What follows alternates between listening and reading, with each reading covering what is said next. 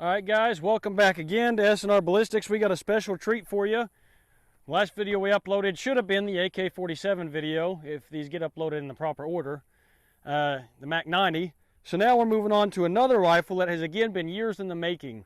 This is a Springfield M1A. You can also say an M14, whatever. I mean, the main difference, the M14s were, the military issued ones were select fire.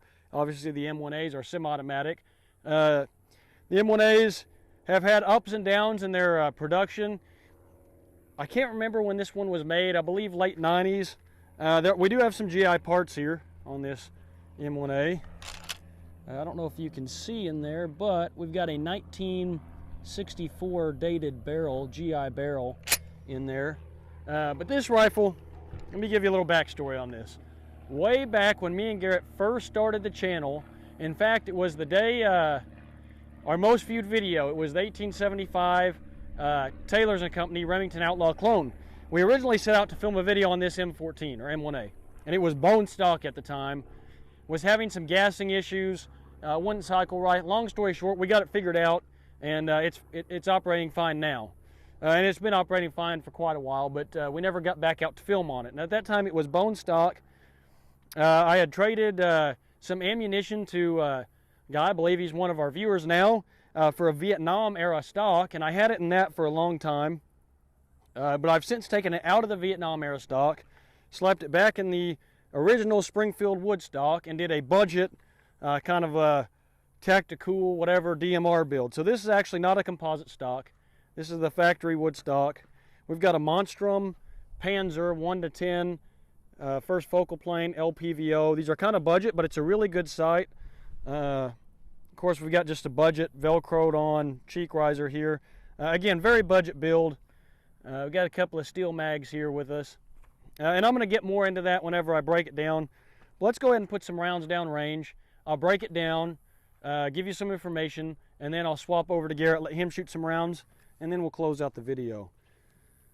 Now, this should have somewhere around 13 or 14 rounds. I'm not sure. One of these mags has 13 and one has 14. Because I thought they were both full, and one was only partially full, so I split them, and so that's what we're rolling with. I'm going to put on these earplugs for this video real fast, actually, because this rifle is a little bit loud. Let's see what we can do here. And this is such a fun rifle to shoot. One of my favorites that I have right now. But let's see what we can do here.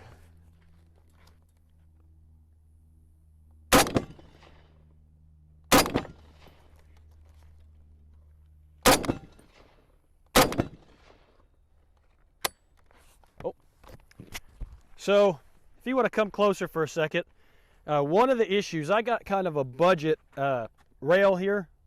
I didn't want to spend $300 on a Sadlac or whatever, so I bought this on Amazon, and I think I need to do some filing on these edges because occasionally the brass will hang up here. Not a huge issue. We'll just kick that guy out, and we're good to go. But that is something I might need to do. You can kind of see a lip here where that brass catches. I'll probably just need to file that down a little bit. Anyhow, let's get back to it here. Oh, didn't fully charge, I guess.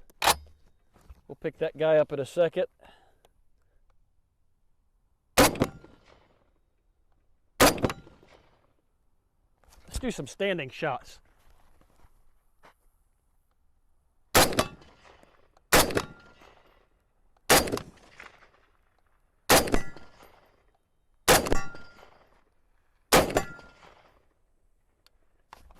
Okay, let's load this last guy up real quick. Then we'll call it.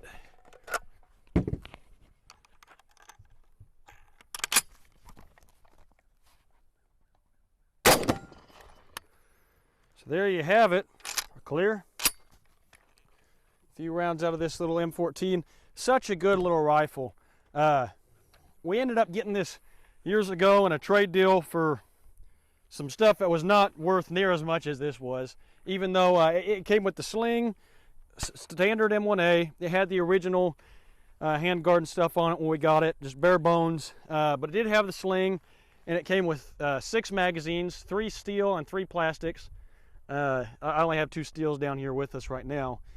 But for what we traded for it, it was a deal we couldn't pass up. Let me throw this on because that sun's getting to me. Before I break this down, I want to see if you guys can see how clear this sight is. I don't know if the camera's going to pick it up. This is just about a 1.5 time magnification. We had it briefly. Now let me do a little zoom for you guys. And let me put this down on the table. Maybe it'll be more stable. We get a little zoom for you guys. I just want you guys to see, if you guys are looking for kind of a budget LPVO, these Monstroms are really a pretty good sight. It holds at 0 really well. This has been banging around in my pickup a little bit since I zeroed it, and as you guys can see, I mean, we're not that far. We're about 100 yards, so I'm just shooting it no mag, but I don't think you guys are going to be able to get a clear picture, but you can take my word for it. These are, this is the only experience I have with the company Monstrom, but from my experience with this sight, I wouldn't hesitate. Now, it comes in plain black. I did a shoddy paint job on here along with the rest of the gun. So some extras we have on here. We've got the sight. Again, we've got the cheek riser. We've got this $67 Amazon rail. This is a Vietnam era vented fiberglass upper heat shield. This was a cool addition. I think I got this for $25 on Gunbroker or something. But just a neat addition. Of course, we got the 64 GI barrel in here. Let me show you how to field strip this sucker. All you do, in this stock, it's kind of stiff, but you take your trigger guard, just like an M1 Grand, you pull it back and down, and then just work your trigger group out. Again, this stock is kind of stiff, which is good because you don't want a lot of slop in these stocks, because that's going to directly affect your accuracy. Now, this one's pretty tight, and it could be also partially because I painted that. But so your trigger group's out. Now all you got to do is lift your action out, and then from here, I'm not going to remove it all. I did get a little paint on here when I painted it. I need to clean that up. But all you do from here, pull this out, remove your spring, remove your op rod. I'm not going to remove all that right now. You can take your gas plug loose and clean your gas piston and everything there. I don't want to break it down that far right here. One, because it's actually pretty hot from shooting those few rounds. How did the gas issue get fixed? So funny story, since Garrett brought up the gas issue, I guess I'll tell you. So I'd taken this apart to clean it, and I took the gas system apart, and I, cleaned it all up, put it back together, and it would not cycle. Wouldn't cycle. And so I did some research, did research. Could not find any information. People said, make sure there's no oil in the gas system or anything. And so I checked that, made sure all that was good. That was not the issue though. And so anyhow, I went on. Well, what had happened was I had accidentally adjusted, you can remove this, and it's an adjustable gas system. And I may seem like a numbskull beginner here, but I didn't have a lot of foreknowledge of M14s, and what I had done when I had cleaned it, that's the first one I ever messed with, I had accidentally adjusted that out so it was undergassed, so it wouldn't cycle. Upon inspecting, I finally realized what I had done, adjusted it, and now it fires just fine, and it's gassed properly. So beginner mistake, but we all got to start somewhere, I suppose. That's kind of some information on this M14. If you guys have any questions about this specific build, feel free to leave it in the comments, and I'll try to answer them as best as I can. But we're going to go ahead and turn it over to Garrett, let him put about 13-ish rounds on range, and get his opinions, and then we'll close out. But thank you for watching. One more thing forgot to mention is Houston actually switched the gas piston to a GI gas piston as well. So that's another upgrade or change on the rifle itself. No need to go into any more detail about it. Houston covered it all. It's a rifle that he's been working on for a while. We had that issue with the gas, and when you're not used to a platform, sometimes the simplest things can slip your mind. It happens to all of us. So that's something that we chuckled about whenever we found out that that was the problem with the gas issue that was holding us up for quite some time. But yeah, this is a good looking build that Houston did. You know, I do like the simplistic paint job. You know, just rattle canned.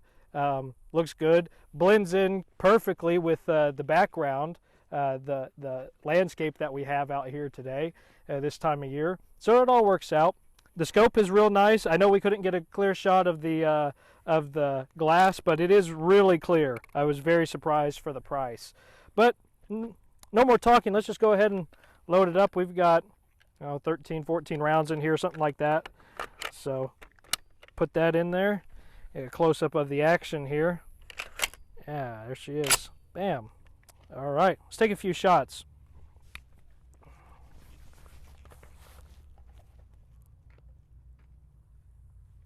Oh.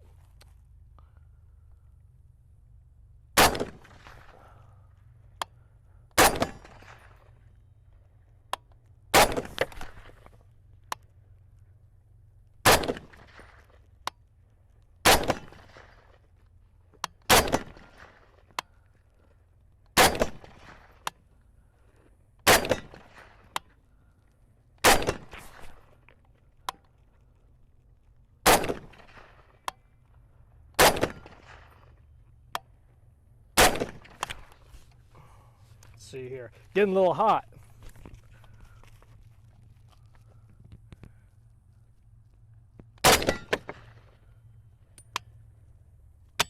Oh, there it is. Wow. Yeah. 13, 14 rounds goes by pretty fast in this. Real fun gun to shoot. Safety's right here. Out is fire, in is safe, but I guess you got to have it cocked first. There we go. Yeah. So, yeah. Not much else to say on this. You know, I'm not familiar with the platform of the M1A, the M14, hardly at all. It's cool. It's 308, it's kind of reminiscent of a M1 Grand a little bit, so it's cool. I prefer, I've shot the M1 Grand, I've shot the M1A. I don't know if this is a fair comparison or not. They're kind of similar, I think, but I prefer this, because you get a little bit more manageable round, the 308 versus 30-06. You got the detachable magazine, and you got the options for aftermarket parts. So yeah, we still got some ideas. Houston's got a lot of ideas for this rifle. Maybe in the future a suppressor or a different muzzle brake, things like that. So we'll see as time goes on. You're going to be seeing this rifle probably throughout the channel, because it's one that we're really glad to be shooting, and I know Houston's glad to have that project done as well, for the most part. So yeah, real cool rifle. Don't know if you guys have one, but if you do, let us know what you got. There's different variations of this rifle. You've got different barrel lengths, different barrels, different setups, stocks, all that kind of stuff. I would like to. It would be a little bit, because these are pretty costly, anywhere, let's just say a fair range of $1,400, $1,500 for something like this, and it can go up, and you might find a deal a little bit lower than that. But I would like to get into one of the SOCOM ones with the 16-inch barrel with the synthetic stock. I think that would be real nice to have, so maybe we'll pick one of those sometime. Maybe we won't, but we'll see. It's just nice to have one of these in the S&R ballistics catalog to code to and shoot sometime. And I know Houston's got some plans with this rifle. I think he's going to be taking it on a couple different hunting trips coming up, so that'll be real fun for him to go out and test this, because it has been a work in progress.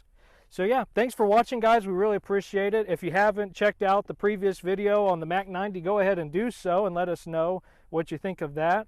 Let us know if you have a M1A, M14, whatever. Let us know how you like it, what kind of setup you got, all that kind of stuff. We love discussion, so let us know in the comments and we'll reach back out to you. We've got our sponsor, handy dandy sponsor, of course, Haskell Gun and Pawn. As always, we've been with them for quite a while. They've been real good to us, so we appreciate that. If you're in the Tulsa area, it's a little bit of a drive, but go down there, check out what they've got in the Muskogee area, or just anywhere around northeast Oklahoma, make a trip down if you can to the Haskell Gun and Pawn. Go check them out. They've got a nice selection of new and used firearms over there. So, well, I guess we're going to end the video here, fellas. We appreciate you watching. We appreciate you taking the time to watch the video, and we hope to discuss with you guys, and we hope to put out some more content for y'all in the next coming weeks. Appreciate it.